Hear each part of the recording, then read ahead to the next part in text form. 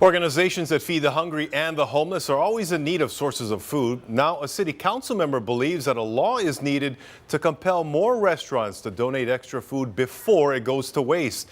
Our Jim Mendoza joins us from the newsroom with more on the story. Jim. Sean, this food that we are talking about is extra food that restaurants prepare but don't serve or sell.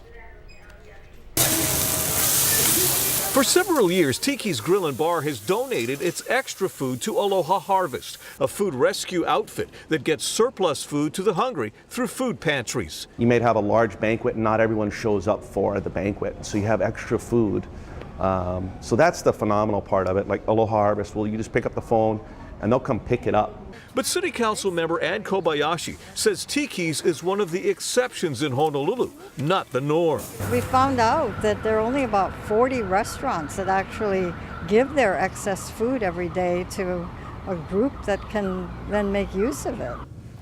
Kobayashi is pushing a bill that encourages more food establishments to donate surplus and leftover food for redistribution.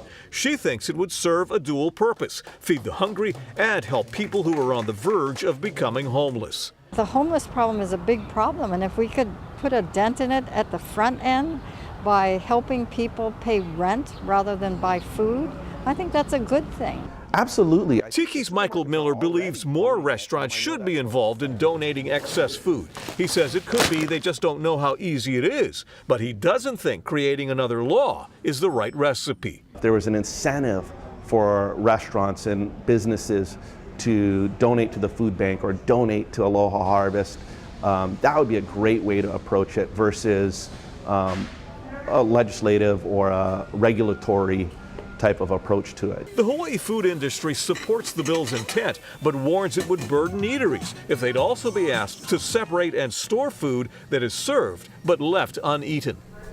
And Kobayashi does say that her bill was introduced in January. It's been set aside twice by the Public Works Committee as they gather more information.